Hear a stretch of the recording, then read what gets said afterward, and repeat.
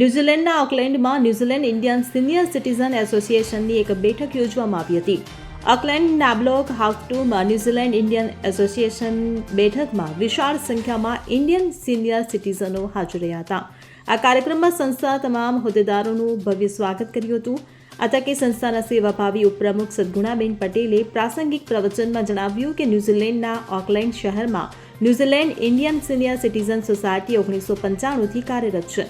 સંસ્થા દ્વારા મહિના પહેલા રવિવારે સંસ્થા દ્વારા જુદા જુદા કાર્યક્રમો કરવામાં આવે છે અને ખાસ કરીને New Zealand Indian senior citizen association દ્વારા ઓકલેન્ડ શહેરના બ્લોક હાઉસ 2 ખાતે કાર્યક્રમમાં ખાસ સિનિયર સિટીઝનોએ હિન્દી ફિલ્મના સુપ્રસિદ્ધ ગીતો ગાયા હતા.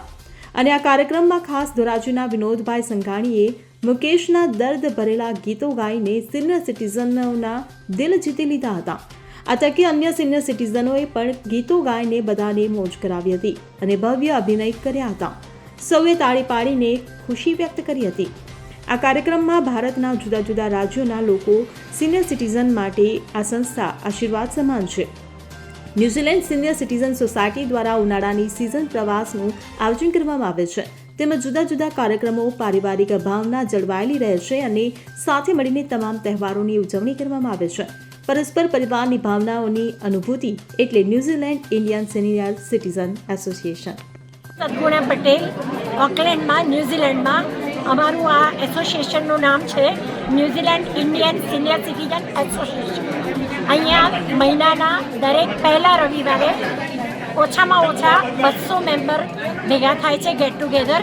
હું વાઇસ પ્રેસિડેન્ટ છું. બધા મેમ્બર્સને અમારે કલ્ચરલ પ્રોગ્રામ, ડાન્સ, એની સાથે ખાવાનું અને તહેવાર પ્રમાણે ખાવાનું હોય છે. ઓલવેઝ ખાવા સાથે સ્વીટ પણ હોય છે અને મેમ્બર બહુ જ હેપી છે. અમે વર્ષમાં જ્યારે વિન્ટર ઉનાળો આવે, સમર, ત્યારે ફરવા પણ લઈ જઈએ છીએ અને અમારી પિકનિક પણ થાય છે.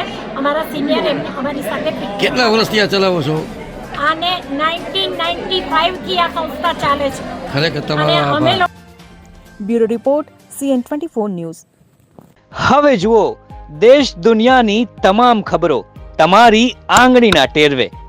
ઉઠાવો મોબાઈલ અને Google Play Store પરથી ડાઉનલોડ કરો અમારી CN24 ન્યૂઝ મોબાઈલ એપ.